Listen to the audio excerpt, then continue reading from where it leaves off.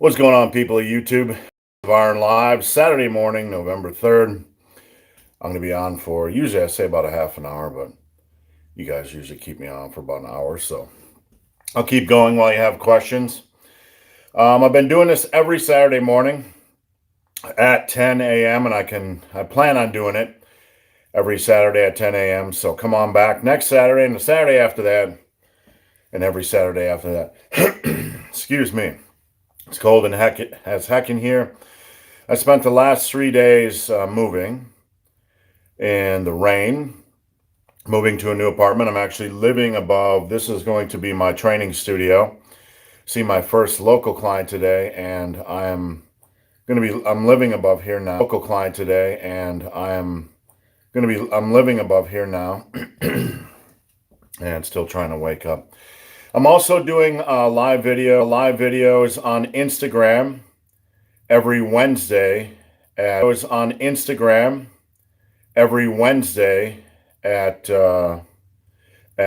7 p.m.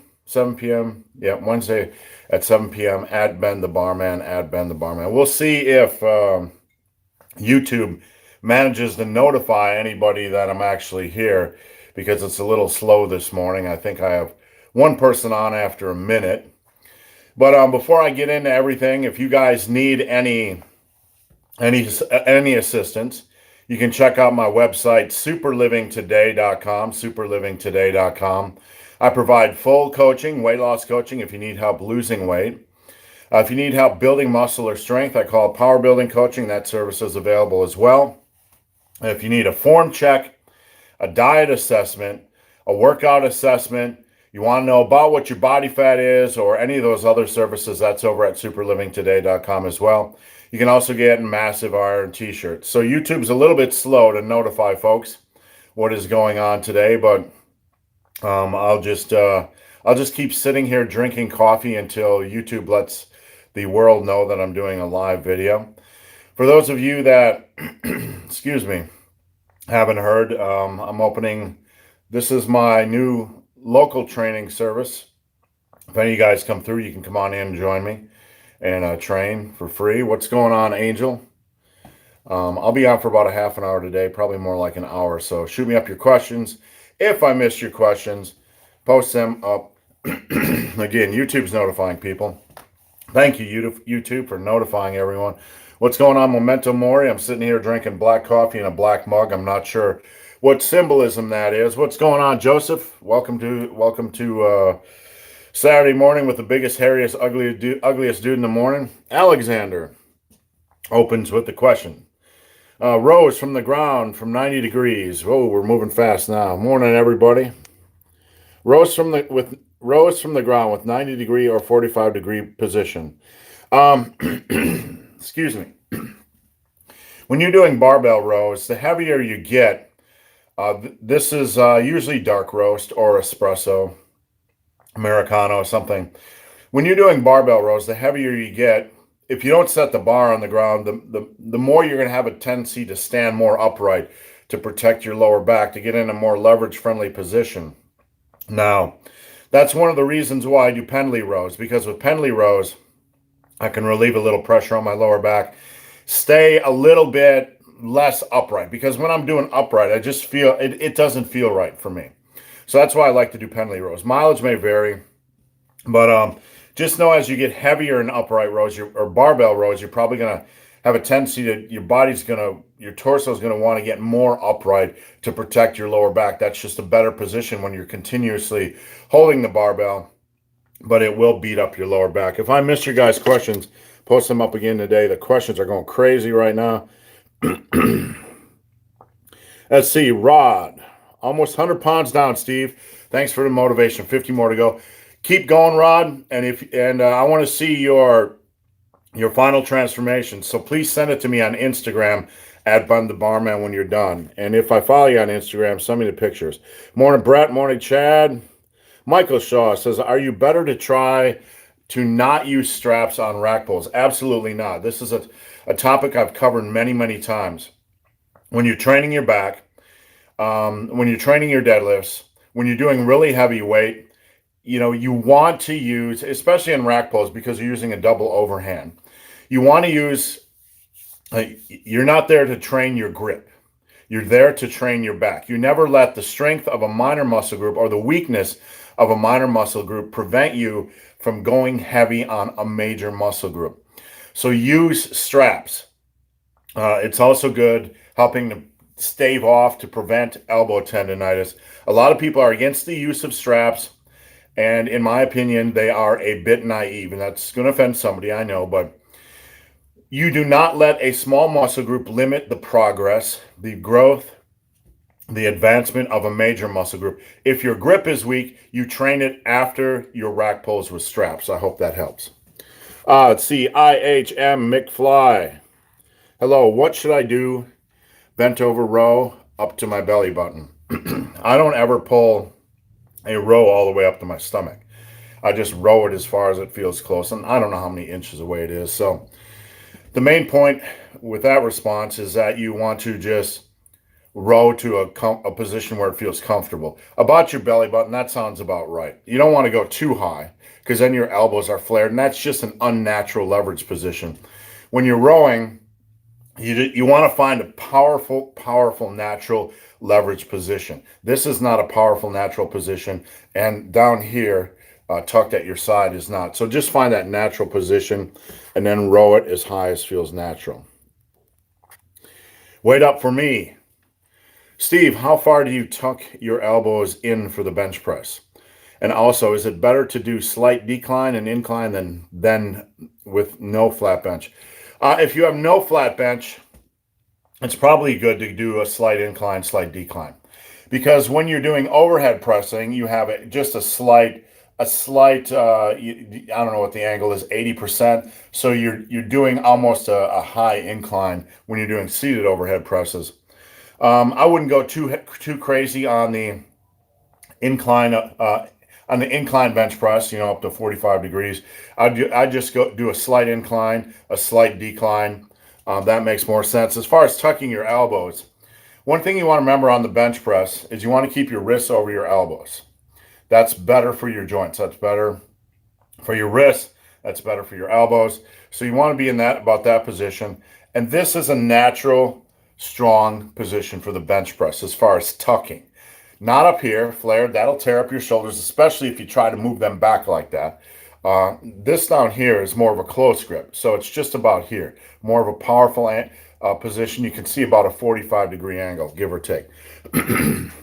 Excuse me if I'm got sinus issues. It's about 50 degrees down here. Just got down here this morning and trying to warm it up a little bit. And the big, hairy, ugly dude always has sinus issues, so don't hold that against me. Worst gas in gym? Probably mine.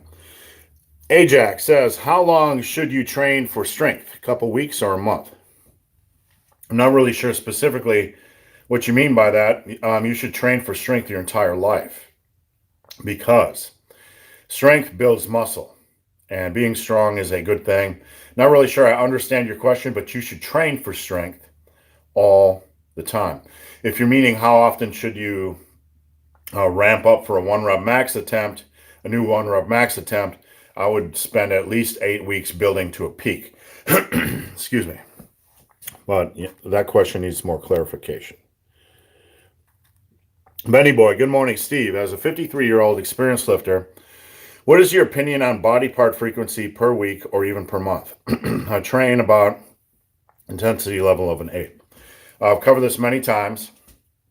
If you've built a reasonable amount of strength, then full body workouts generally tend to keep you in the gym for a very long period of time each day. I'm not a fan for that reason. For older individuals, I'm not a fan of frequency training because there are other aspects of lifting. There's other systems in the body that we're dealing with, not just muscles. We're dealing with joints and tendons and all this good stuff. And as we age, our hormones are slightly decreasing. That's reality. So we need more recovery time. That's reality at most of us. And obviously this is a generalization. So for the older lifter, I recommend no more than an upper lower split. If you want to go full body to start out, that's fine. But one of the problems with the full body workouts, you're going to live in the gym. It's going to take you a lot of time because you have to warm up properly on your compound movements. So upper lower to me is, with all the hype about, frequency training, upper lower for me is really about the minimum, anybody about the most, frequency anyone really needs. Full body workouts, they're great if you like them. They're great if you have the time. And there's certainly, science behind them. They're just a pain in the butt for me. For that reason, upper lower, you can do upper lower upper lower upper lower over a 2-week period of time. You can do upper lower over the course of 4 workouts a week. So it's really quite flexible, and for that reason I like it, especially for the over 50 lifter, over 40 lifter that needs a little bit more flexibility. You can do an upper A, upper B, lower B, and you can just alternate between these four workouts, and you can do it 2 days a week, 3 days a week, 4 days a week, depending on whatever your schedule is like. So hope that helps. Alexander, dips. When to start doing weighted ones? Is there a rep indicator? I'm not really a rep indicator, but I will say this. If you can go into the gym, if you could go into the gym right now, warm up a little bit, and knock out about 100 dips in 10 minutes, like me and Alan Roberts did dips at one of the last times I worked out there, just for fun, a fun workout with our wives. And if you can do about 100 dips in 10 minutes, like you are that proficient at them, then you can probably consider adding weight on dips. One thing I would say though, and that's just a general guideline, not a rule. One thing I would say though is that when you do add weight on dips, go very slowly. Go very slowly. If you had a 10-pound weight on there, just continue to try to do your rep work. Continue to try to add weight with a lot of reps. Don't go low rep sets on weighted dips. I do not think that's a good idea for the shoulders. That's just my opinion, and that might be bro science. So, all right, let me get some coffee. Thoughts on fasting versus 5-2 diet. Here's my thought on any diet, okay?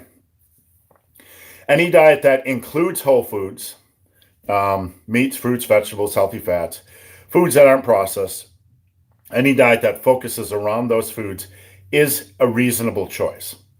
Any diet that tells you not to eat certain amount of groups of whole foods that is restrictive is up to you. Okay, I do not like restrictive diets, because restrictive diets basically tell you can't eat this for the rest of your life. And if it's a whole food, I want the flexibility. I'm an adult male. All right. If I don't want to be in a diet that tells me I can't eat carrots or whatever because they're evil or whatever. So restrictive diets, not a fan, but they're still okay because that's your personal choice. If you want to be a vegan or vegetarian, that's a restrictive diet. And I'm not saying that as a bad thing. I'm just saying that's your choice if you don't want to eat meat the rest of your life. When it comes to fasting, fasting is kind of the same thing. It's a restrictive diet. If you do not want to eat the rest of your life for a period of time, that's your choice, but it's still a restrictive diet. You have to ask yourself, when you get involved with these, is this just a short-term solution for weight loss, or is this a long-term lifestyle? Any diet will work as long as you get your calories and protein in according to your goals. Just keep that in mind. So they're perfectly fine goals. If they fit your lifestyle, use them. Sorry for the long ramble. John West, what's going on? How's your hammer hanging today, buddy? My hammer is hanging a little droopy today. Just spent the last 3 days moving. I'm living right above this, our business now. Moving in the rain, so my hammer's hanging a little bit low today. A little bit droopy. Bodhi Rana says, dude, how do you actually come to know if someone is using PEDs? Just use a smell test, all right? Now, I hate to get in these discussions because personally, I don't care. But if you guys want to know, when you get on YouTube, when you get on social media, and somebody's doing has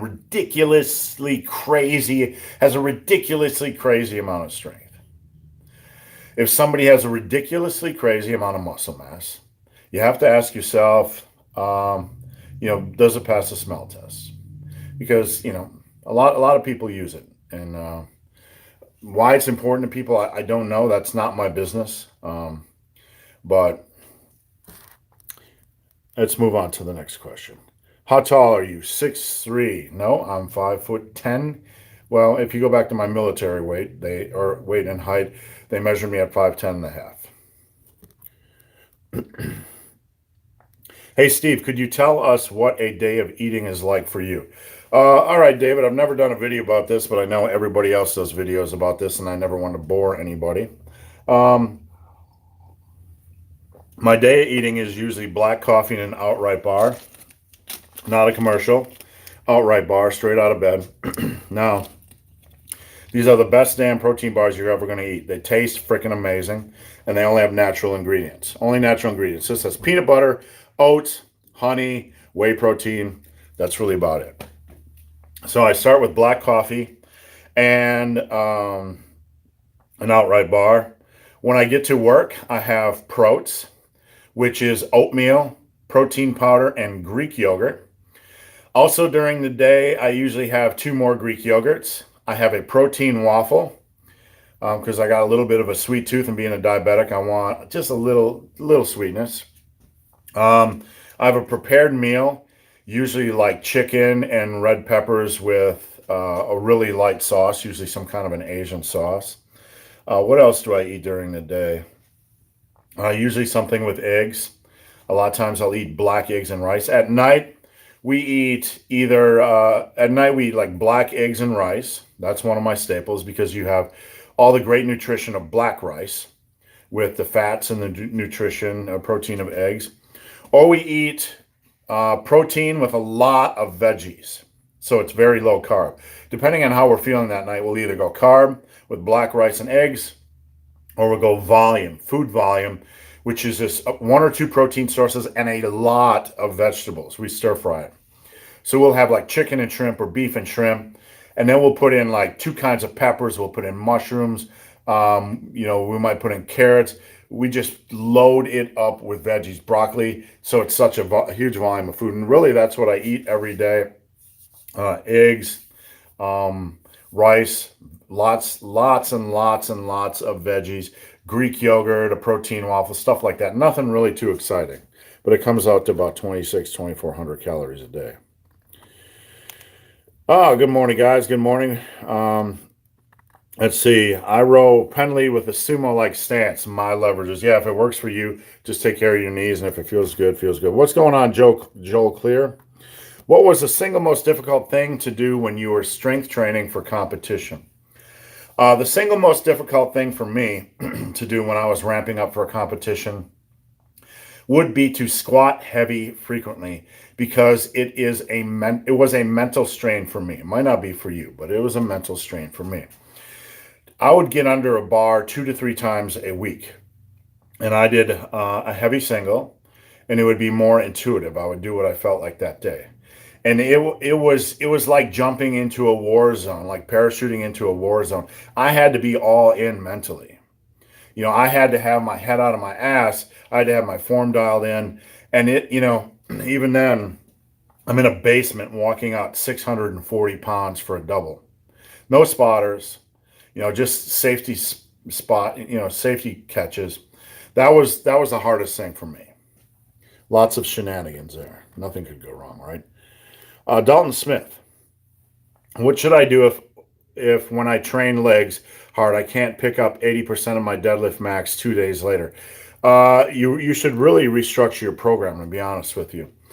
Like, I would probably train deadlift or back 2 days before legs, because deadlift's not going to impact your legs or your lower back much. When I do my programming, I structure my deadlift day and my leg day apart.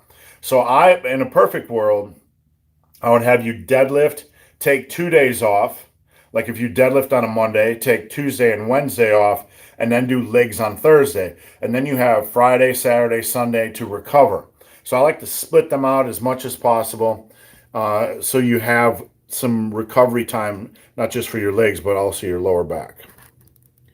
So guys, I'm going to continue to go. We're 19 minutes in. I'm going to get in the rest of your questions. If I miss your questions, please repeat them. If I miss your questions, you can also go over to Instagram at Ben the Barman, and DM me your questions and I will answer, or you can go over to my Facebook group, Massive Iron, and answer as well. Quick commercial. My website, superlivingtoday.com. If you need help with weight loss, if you need help with strength or muscle building, if you need a form assessment, a workout assessment, a diet assessment, or you want Massive Iron t-shirts, head over there. I'll be glad to help. All right, enough with the commercial. Tran Vet it says, hey, Steve, how do you maintain maximum muscle during a cut? And how to improve lifts during that? It's very difficult to get stronger during a cut. The only real way to for most people, to get stronger during a cut is if they haven't built a lot of strength already. Then it is possible. But what you want to do during a cut is you really don't want to train at 85% of your 1 rep max. You want to do a little bit more volume with a little bit less intensity. So what you're doing is you're basically increasing the number of reps per set that you do. You're still challenging yourself. But it's easier to gain strength on a 12 or 10 or 8 rep set than it is on a 5 rep set. Because gaining a rep on a 10 rep set is a smaller percentage. So it is easier to maintain, it is easier to fight to maintain your strength gains, and you're probably not going to do it. But it's easier when you drop the intensity a little bit and go a little bit more reps. That's what I like to do during a cut, and that's what I recommend folks do during a cut. And I really don't recommend they do a Larry Wheels thing and go for a 900-pound squat, before a bodybuilding contest. But then again, we're not all using what Larry Wheels using, and most of us aren't superhuman like Larry Wheels. So hope that helps. Rollis, 92, and if I pronounce your name wrong, forgive me. Hi, Steve. What's intermediate and advanced on barbell rows? That's a very good question. Let me get some coffee.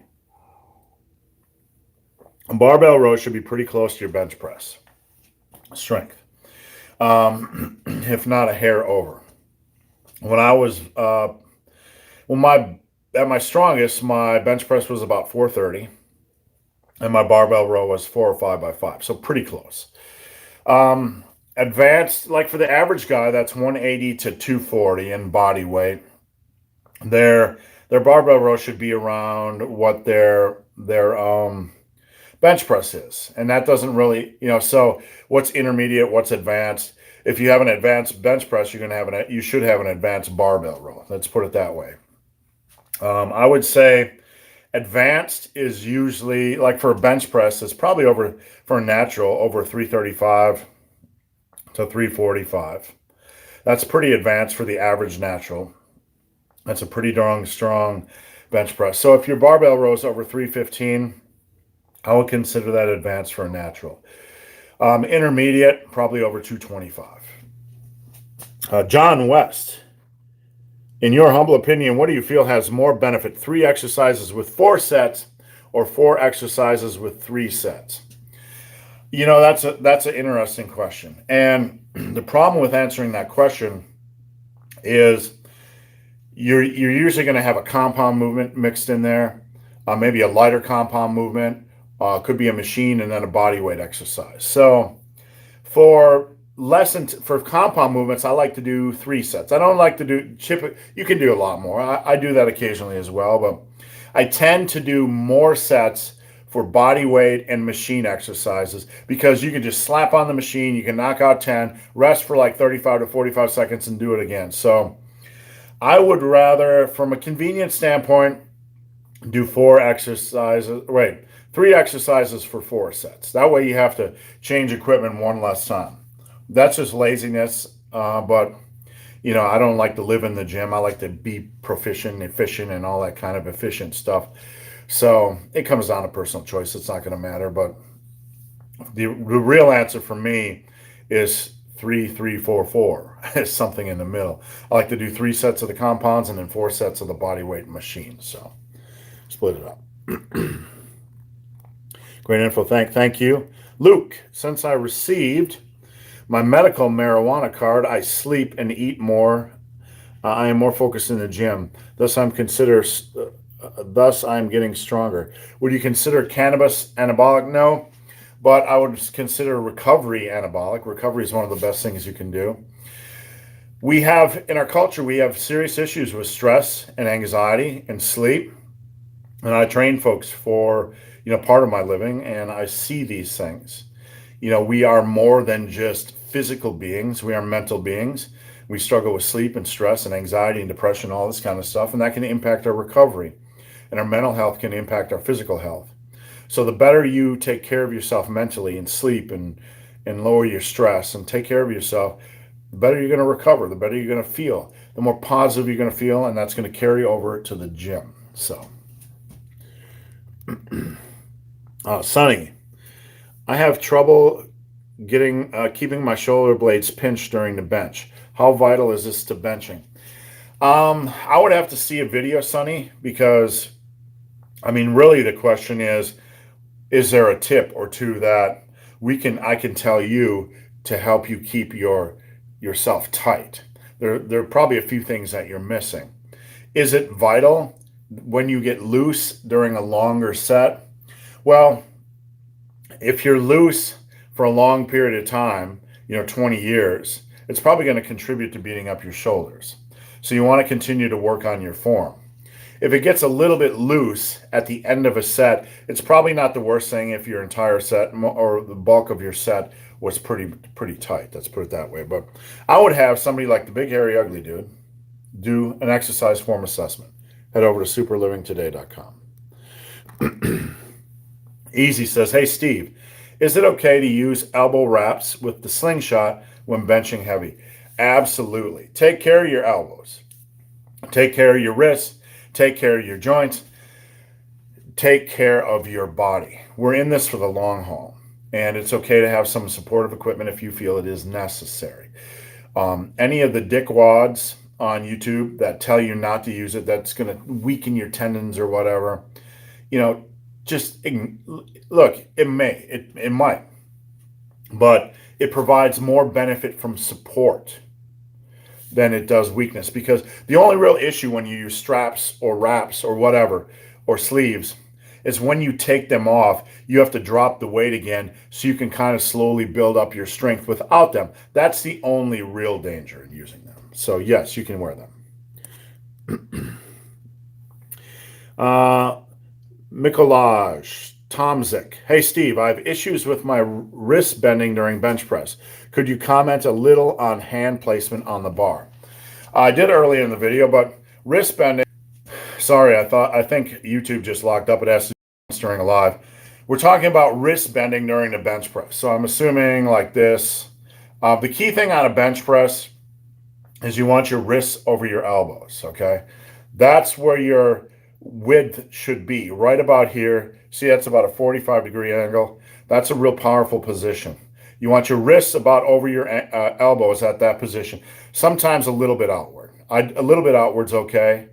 But the more you rotate in or out, you're rotating your shoulders. If you see, you go from this position, and when you move the bar out, it's a rotation like this. And that's going to place stress on your shoulders.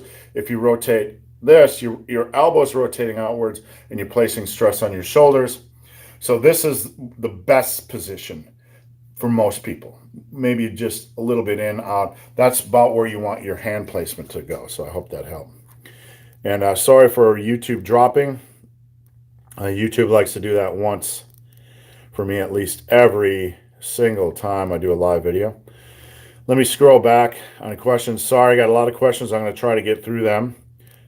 Alexander, how do I get better at power cleans? Should I just try to do them more or break it up into movements and practice only parts? I would do both. If you want to get better at power cleans, do something 2 times a week. Do power cleans one day, and then pieces and parts of a power clean maybe the next day. I would do power cleans after deadlifts, because it's basically kind of the same movement pattern, just a little bit more explosive, just a little bit more technical. So you're done with deadlifts, And then your central nervous system is already primed. So go deep and go smash those power cleans. And then maybe on leg day, 3 days later, or back day, or whatever you're doing, maybe do like hang cleans or some other variation. So I would probably do that. Whenever somebody wants to get better at a specific thing, I recommend they increase the frequency just a little bit. All right. Sharif says, I skipped your question. If I skipped your question, I did not see it and I apologize. So post it up again. It's never my intention to skip any question. I will answer every question. So if I miss it, please post it up again. Sometimes YouTube is a little bit wonky and I don't see the question or it freezes or whatever. So my apologies. Joe Tart says, what is your opinion on pre-exhaust exercises before heavy compound movements? Don't like it at all. If you're going into a heavy compound movement, you want to be 100% physically and mentally. You want to be 100%. I do not like pre-exhaust. I like burn stuff at the end because there's good information that the pump can actually help build muscle, and that volume will help build muscle. So I don't like pre-exhaust. But pump work, like supersets and trisets and finishers and that kind of stuff, can be a good idea. And there's, putting that in your program is a good thing. But you want to always go into your big compound movements 100%. Now, the only exception is sometimes I do volume on bench press or volume on squats. And I might do 5x10 on squats, and in between squats, I might do 10 body weight lunges. So if you're going lighter on that exercise and you're combining them with a body weight exercise like that, it's okay. You could do pre-exhaust where you are doing, like flies and then a volume of barbell bench press, but that would be okay. But generally pre-exhaust, if you're going relatively heavy on a compound movement, you do not want to do it. The only exception is if you are doing a lot of volume on that compound movement with a relatively light weight, 60 to 65% of your 1 rep max, then it'd be okay. Excuse me. Let's see. Ben on Adventure. How's it going, Ben? Thoughts on single versus double progression. Should someone increase the weight if they hit rep targets in the first set, or only increase when you hit the weight, the top end of the rep range? You can do it either way.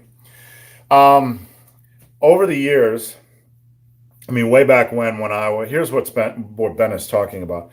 When I was doing my power muscle burn stuff, I would do 2 sets of 4x6 on bench press. And then I do 2 sets of 8x12. I would progress set by set.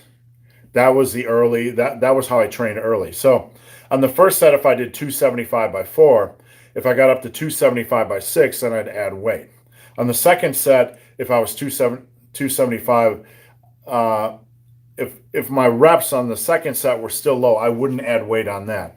But it can become a pain in the butt changing weight for every set. So you can do either way. It doesn't really matter at the end of the day. Hope that helps. Fit 40 Fitness, good morning. Regarding dips, if you have your head down and lean forward, it activates arms, correct. If you have your head down and lean forward, I feel more of the chest when I lean forward. But, we all have different, our physiology is a little bit different, but generally I feel a little bit chest. But there's a few variables in there. You might feel more your arms. So if I do head up and upright, does it do more chest? When I do head up and upright, it feels more like triceps to me personally. When I lean in, I can feel more of a chest squeeze. It's hard for me to feel a chest squeeze when I'm upright. So that's just my personal experience.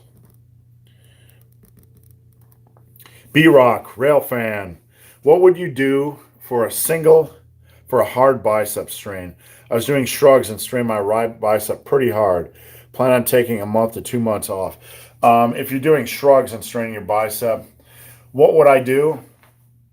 You need to understand the limitations of your injury and work with them. Do not push it. The biggest mistake people make with injuries is pushing it. So you got to be real careful. You might want to drop your weight on all upper body work, and let's look at seated cable rows. Maybe you were doing X amount of weight for 3 sets of 8, but you have a bicep strain. You might want to drop that weight down a little bit lower, a couple, two, three, weight increments on the stack, and do 12 to 15 rep sets. So you're probably going to have to go lighter, but do a little bit more volume and let that bicep heal. And that's going to go for bench press. That's going to go for everything. But you have to figure out what exercises aggravate it. And even then, just take your time. Injuries are not anything to mess with, so you want to make sure you take your time and recover properly. How do you know if you are stalling on linear progression? That question answers itself. You are stalling if you're not adding weight. Linear progression is the addition of weight every week. It's not something I particularly feel is the best or most effective way to train. I prefer taking sets to the limit, or at least the last set to the limit, and using more auto-regulated style. But you're stalling on linear progression when you can't add weight. If you go 2 to 3 weeks and you can't add any weight on linear progression, then you have definitely hit a stall on linear progression. Sonny says, are you type 2 or type 1? I am type 2. My diabetes comes from abusing food, so I'm type 2. Bob Kansas says, I know what you're eating during the day. Thanks, Bob. If I don't feel the barbell press as much as I'd like, do you think dumbbells would be beneficial? Don't worry about feel, okay? Don't worry about feel. All this touchy-feely 70s, 80s bodybuilding stuff, ignore that stuff, all right? This is probably going to piss off somebody. Worry about form, okay? Because compound movements hit different muscle groups. One of the problems with the bodybuilding mindset, and I like bodybuilding, all right? I like muscle building. So I'm not being critical of the sport or the pursuit or muscle building. But one of the problems with bodybuilding is that they tend to try to turn compound movements into isolation movements. So you're trying to feel your chest on bench press. It's a compound movement. Your chest, your shoulders, your triceps, even your biceps are involved. So you're going to have different strengths. You're going to have different weaknesses. You might not feel your chest as much. What I recommend, get past the feeling thing and focus on form and focus on training properly. But beyond that, I always recommend doing both. I want to see you do a dumbbell and barbell variation of rows, of bench presses, of all of overhead presses. Do both, not necessarily each week, but maybe alternate. But always do both. There's little downsides to that. Too narrow stance bangs my knees up when doing pendley rows. Gotcha. Cole says, what federations did you compete in and why not now? Why not now? Well, I was going after the over 50, the real world record. The real world record, not a federation world record. There was, excuse me, the over 50 powerlifting world record raw was, a little bit less, around 1,700 pounds in 2 weight classes, and then a Russian completely destroyed him. And why don't I powerlift now? Because, I did it for a long period of time, and I have other goals right now. I just, needed a break. I might go back to it in the future. Who knows? I'm also focusing on my business because it's very important to me to establish a training business. It's very important to me to help obese people lose weight. What federations did I compete in? The USPA here in Ohio runs a great federation. I competed once there. The UPA is where I did my meat and potatoes of training. The UPA meet in Iowa, where I'd be, competing with Paul Carter and the Lilla Bridges and Marshall Johnson and Pete Rubish. And that's a world-class meet. That's one of the best meets in the United States, and that's where I competed. That's where my daughter competed, and that's where the majority of people that I trained competed. Brett says, Steve, I have shoulder pain doing incline bench press. How do I work around this and don't want to quit incline? The first thing I would say is, are you going too deep? If you are, you want to bring the weight up a little bit. we can be obsessed with bringing the bar down to our chest, but on an incline bench press, that's actually a bad thing because it forces you to drive your shoulders further back and or your elbows further back and puts more strain on your shoulders. So the first thing I'd look at is raising the height an inch or two on how far you actually lower the incline bench. Morning, Lifting Lutheran. Morning, everybody. I'm trying to get through everybody's questions. We're 40 minutes in. Eric from Earth, in response to your new strength standards video, what are your thoughts on relative strength? Male, that's 5'5", 160, 315 squats for 10 pounds. Would that be considered elite? Yeah, that'd be pretty elite. For somebody that's 165, for relative strength, 275 by 10 would be definitely doable. 315 by 10 would be pretty darn strong. So probably 275 by 10. But, at the end of the day, 225 for 15 reps, that's pretty darn strong for a 165-pound guy. That's a really good goal. So what would be a good 10-rep max for me in the squat, for example? A good 10-rep max would probably be 275 by 10. And I tell you, I've trained women around that body weight that can get pretty close to that. So just keep that in mind. I trained a woman around that body weight that got to 225 by 12. So that's a good goal. It's definitely doable. Zombie Frank, as a male who started lifting at 35, I appreciate your channel. Thank you so much. I appreciate your support. I don't have the most well-produced videos, but I keep trying to put out content on things that are important to me. And sometimes my content doesn't always, people have a tendency to get on here and say, you're doing drama video, or why are you talking about this? Why are you talking about that?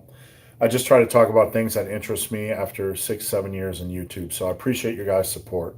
And I'm always open to good content ideas. Fabian, good morning, BHUD. Good afternoon in France. Thank you for your support from all the way from France. Zombie Frank, does that wrist position apply to the overhead press as well? Overhead press is the same thing. You got two kinds of overhead press. You have with the bar in front of you and the bar behind you.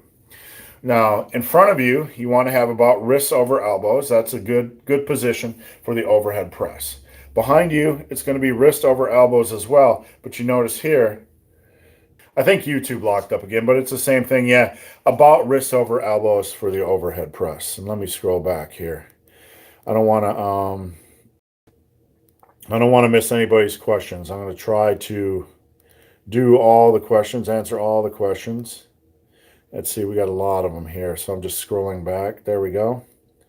What's up, Big Body Massive Arm? What's going on, Big Body 420? What are some good exercises to get that teardrop look on the inner quad? Inner quad, I do a lot of leg work. I love quad work. Front squats, goblet squats for volume. I like to do supersets involving box jumps, body weight squats, leg extensions. I like to superset them. I like to do leg extensions because I can feel the inner quad. Hack squats. I would recommend getting all these exercises together and alternating, doing your squats and then 3 to 4 quad exercises one week, squats, and then 3 to 4 quad exercises the next week. Just doing a wide variety of quad exercises, maybe throwing in some supersets like leg extensions and body weight lunges, or box jumps and hack squats or something. Just do a wide variety of quad exercises and maybe rotate them week in and week out and get a decent amount of volume. That's my best advice for building up quality quad size, well-rounded quad size. A lot of exercises, a decent amount of volume. Far too many people don't train the quads hard enough. Blasian Fit says, hey Steve, just wanted to thank you. Took more of your rep goal approach. Joints feel better and actually feel my muscles working. That's awesome. Keep up the great work, and I appreciate your support. It was 4:20, 12 minutes ago here. Woo. And a Ric Flair woo to you. Cole Carter says, at what age should I expect to lose strength? I'm just starting lifting at 51. I'm 56 now. I'm stuck at a 585 raw bench and want 600. You know what age can you lose strength? That's gonna vary. A lot of the problem with strength loss over 50 is that most guys just aren't taking care of themselves. So we feel like it's natural to lose strength. Your biggest risk really is a drop in your hormone levels, a drop in your human growth hormone levels, so you can't recover, and getting your joints and tendons and ligaments and all that kind of stuff beat up. So you got to take care of your body. The biggest battle you're going to face as an over 50 lifter is yourself going too heavy too frequently. So I can't say when your strength is going to drop, but I would say just train smart and don't punish yourself every week. Cole, you need duck eggs. You know what? There's certain jokes in this industry that I think we're all over. Eli Joseph says, not sure if you answered this, but how much cardio per week should I do as a novice powerlifter? Anybody on planet Earth should do at least 2-3 sessions a week of 20 minutes just for their heart. So you want to take care of your body, especially a powerlifter, because powerlifting can tend to be a little bit more loose, the culture. You want to make sure you take care of your heart. You want to make sure you can maintain a reasonable amount of conditioning level. A lot of powerlifters try to add cardio and then they feel weaker. Your body will adapt, just be patient. So at least 2 to 3 sessions of 20 to 30 minutes. GSXR Joe says, where's the food? It's in my belly, Joe. Fabian, what volume and rep range do you consider for calves on a weekly basis? Calves, a lot of people struggle with calves. I like to do calves. If you're serious about building your calves, what's going on, baby? Look, we got a guest. Nothing. It's my lovely wife, Fiona. She's in there sewing. Working hard. All right. Tell everybody to stay sexy. Stay super sexy. Stay super sexy, people. All right. Volume for calves. Probably twice a week for calves.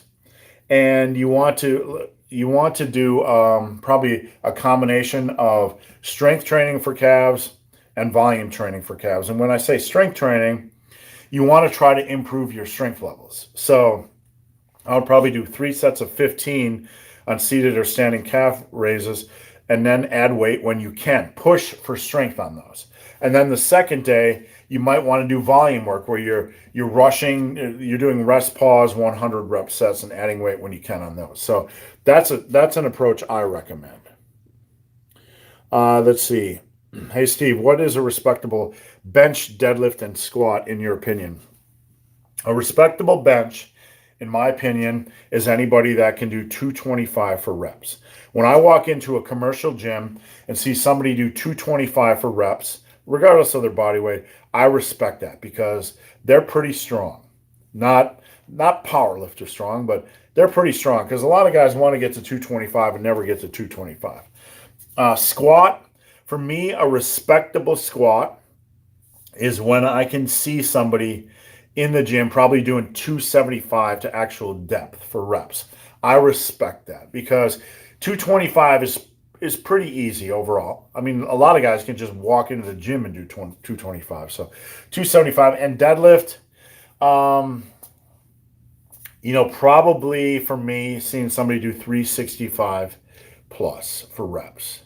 That's what I consider respectable. Like, I know that guy probably trains pretty seriously, and if they have it with good form, I respect that. So that's my opinion. What do you think of behind the back deadlifts or hack squat or hack deadlift? I don't like them because they just don't feel natural to me. If you want to do it as an assistance exercise for fun, by all means do it. If you're looking at straight muscle building or muscle building or strength building exercises, there's plenty of exercises that are just better choices because, exercise selection really is a food chain. You have good, better, best. And you want to take the best exercises. And then after that, you do the better and then the good. And, that's just like a good exercise. There's other exercises that I believe are better for muscle and strength building. But if you want to try it for fun, go ahead. Would increasing my overhead press help my bench? Absolutely. One of the biggest problems with guys trying to get strong is they don't attack their overhead press. I recommend both a barbell and dumbbell variation each week And a lot of people get really pissy with me about that. It's too much work on your shoulders and you're going to damage your shoulder. Most people damage their shoulders from crappy bench form. All right. So you want to get your overhead press as strong as humanly possible. There's no downsides to that. Me, legend. Quit Blaha 5x5. Is Wendler 531 3 times a week good idea? Absolutely. Wendler is going to come down to how you structure the assistance exercises. And Blaha's 5x5 is a piece of crap workout, because I call it a piece of crap workout, not because the workout is inherently, a mess. It runs too long for most people that aren't beginners, but it's designed by somebody that never actually ran that workout himself. And when I come out with a workout, you can guarantee it. You can guarantee that I'm in here with my weights doing that workout, or I've tried that workout. I don't just take workouts from other people and create a system, that I haven't tried myself. So Wendler's is absolutely doable. Just structure your assistance exercise properly. What is your opinion on Eric Bugenhagen's Bulgarian style of training? I don't know how he trains. I will tell you, I've trained with frequency myself. I can tell you there's really no point in squatting heavy more than 2 to 3 times a week. There's just no added value, none whatsoever. Unless you're one of the elite of the elite of the elite training for the Olympics or to be the strongest in the world. And then you might find some crazy value in doing that repetition work for Olympic lifting. But for powerlifting, for strength building, for power building, squatting more than 2 times a week heavy, really, there's just no point. I tried it, and it didn't provide me any extra value than squatting heavy twice a week. All it did was increase the risk, because the risk of injury, because you're pushing yourself more under heavy weight. So Eric Bugenhagen can do a lot. I don't know how he trains. He can do a lot of ridiculous stuff. He's a strong guy. But if you beat up your body too frequently over time, you're going to wake up and you know what? The bell is going to sound off and you're going to be screwed. So that's all I'll say. Not a criticism, Eric. I don't know how he trains, but just you guys need to keep that in mind. I love the way you make every set count approach. So logical and effective. I'm glad you do. And really, it comes down to just basics. Make every set count. I'm going to try to... what number do we use for the November challenge? What hashtag? You can, if you're on Instagram and you want to do the November challenge with me, which is lose 8 pounds or 1,000 body weight squats or a 1,000 burpee kickbacks.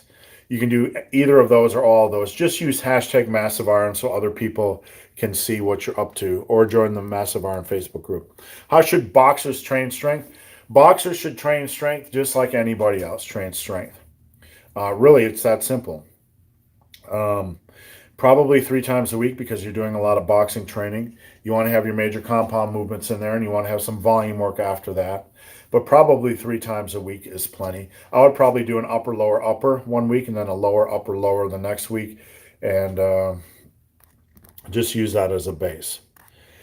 Adolfo says vegan gains measured 18.5-inch arms on a video. I saw it, but I did not believe it. You look at, here's all I'm going to say, and I don't know what his arms are, but you can use my arms as a measurement. I'm not going to criticize other people, but you can use, you go look at my Instagram page at Ben the Barman, check out my arms.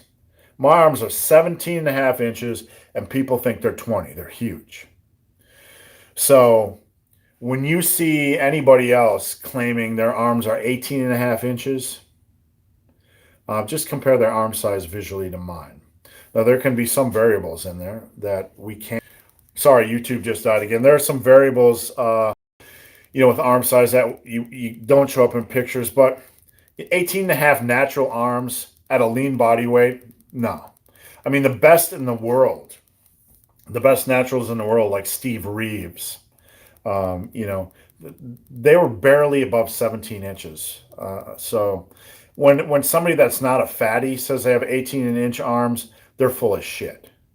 They are absolutely full of shit, unless, and I'm saying not a fatty, because Vegan Gains is not a fatty, all right? So Anybody that claims they have 18 and a half inch arms is not a fatty needs to show a picture. They could probably have arms like that if they were 6'4" and had giantism. And I'm going to get somebody saying, I have 18 and a half inch arms. You probably do. You're probably 35% body fat. I'm saying that with love. All right, let me go back. I'm going to try to get through all these questions. Let's see. How boxers train, vegan gains. Is bending over on a squat bad? Yes. Absolutely. You're going to put too much strain on your lower back. Go over to superlivingtoday.com. Have the big, hairy, ugly dude assess your form. I will help you out. What to eat before you get drunk? Whatever. I mean, it doesn't really matter. The big thing is, like, when you are drinking, you want to drink water. You want to drink water because dehydration is a real thing when you're drinking. How's it going, meat shit? Sorry for the delay on that. Any plans on visiting Mexico? Not in the near future. Your opinion on HST? Haven't heard that program in a while. It was a reasonable program. If you work it hard, it'll work. I tried it, wasn't a fan. It's a well thought out program. Just work it and progress and you'll be fine if you want to give it a try. I learned a lot from your videos in the last 2 weeks. My squat is getting better. Thank you. Thank you. And keep pushing hard. Following a DC split with a rep goal system, training 6 consecutive days a week, I would call myself a beginner. Is this frequency being too much? As a beginner, it's probably more forgiving to train that frequently. But as you build strength, you're probably going to have to decrease the frequency or you're going to start to feel beat up. What is your opinion about front squat rack position? Do you prefer cross hands? I do cross hands. It feels better for me. I don't have the flexibility because of my girth right here. I just can't get it. My arm doesn't, it physiologically doesn't happen. So whatever style feels better for you. I'm 35 and started lifting at the beginning of 2017. I can't get much weight up with squats, 180 max.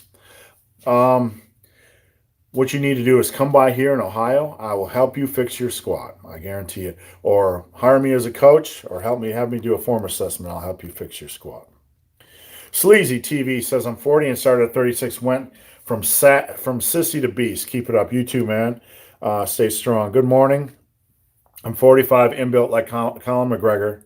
I can't get much bigger at 5'10". I'm not sure if that's a question, so excuse me. Mike Thomas, if you can't get much bigger, buy my book, Massive Iron, or one of my courses, the Power Muscle Block course. That'll help you get bigger, I guarantee it. I just said guarantee. Mike Thomas, you answered every question I begin to ask. Thanks again. My pleasure. Can't wait for your book I ordered to arrive.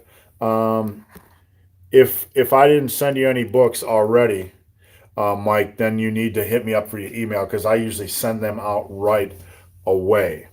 So hit me up on DM and Instagram. Make sure because I send everything out right away. If you didn't get it, it could be in your spam box. Your thoughts on box squats, trap bar deadlift, and floor press for beginner? No, not for beginner. No box squats. Trap bar deadlift is okay. Floor press, no. Just stick to the basics as a beginner. You don't need to be doing variations like floor bench presses and box squats. You need to master the basics.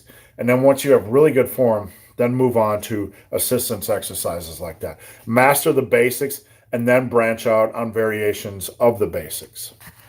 Overhead squats. Overhead squats are crazy and fun. And if you want to do them, do them. They're just too crazy fun for me. Should the deadlift be considered a lower body exercise or upper body exercise? I don't like those questions because it's a compound movement.